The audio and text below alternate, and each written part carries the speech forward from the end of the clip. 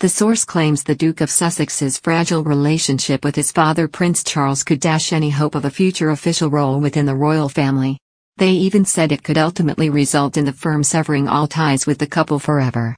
The insider told Best Life, "Everything that has happened since the Duke of Edinburgh's passing has only made matters worse. For every small step forward, there are two backward. The Prince of Wales has a vision of what the royal family may look like in the future, and if things stay the way they are, or worsen, Harry and Meghan may not be part of that picture. The Sussexes may find themselves cast out for good." Piers Morgan has slammed hypocrite Meghan Markle for her kid's book on the bond between a father and son, as he says she ruined the ties between Charles and Harry. Piers said he laughed out loud after learning of the book, and in his column for the Daily Mail, he said the news is beyond parody. The whole notion of Meghan Markle dishing out advice to anyone about the relationship between fathers and children is absolutely ridiculous given the appalling relationships she and her husband have with their own fathers, he said. This new book about father-children relationships is just another example of Meghan Markle's never-ending penchant for preaching what she never practices. He added, and if she really cared about father-child relationships, she would never have trashed Harry's family on global TV in the horrible way that she did, causing yet more damage, possibly irreparably, to Harry's relationship with his father. The book, which is set to be published in June, began as a poem that the Duchess penned for her husband on the first Father's Day following Archie's birth. However, Morgan, in his Daily Mail column, hit out at the former Suits star as he wrote, "Lest we forget. Ms. Markle has ruthlessly disowned her father Thomas and refuses to have anything to do with him despite the fact they now live just 70 miles from each other." He went on to pen, "She is also reported to have disowned every other Markle, none of whom were invited to her wedding. This doesn't seem like someone overly keen to operate an inclusive lens to me. In fact, it seems a singularly exclusive lens." Morgan, in his article, also lashed out at Prince Harry, claiming that during Harry and Meghan's interview with Oprah Winfrey in March, the Duke trashed his father Prince Charles by moaning about how Daddy had stopped taking his calls or giving him cash.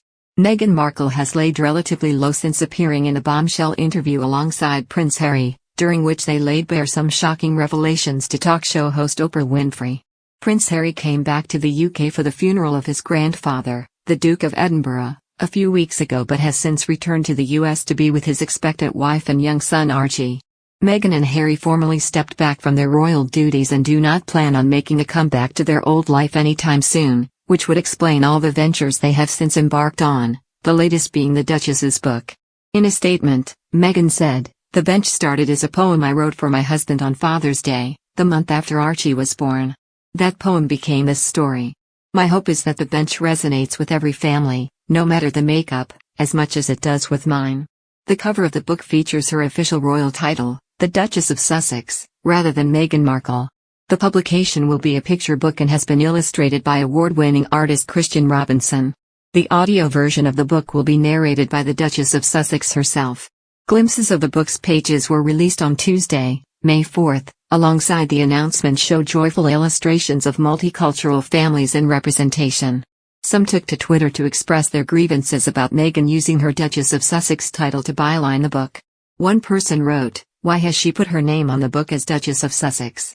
Seriously, after everything that's been said and happened, at least put your name, Meghan Markle. Make your mind up, Meghan." Another said, "Meghan Markle annoys me because for someone who supposedly doesn't care about the title, she sure throws it around on anything she does. Children's book My Meghan, the Duchess of Sussex. Using that title to sell more.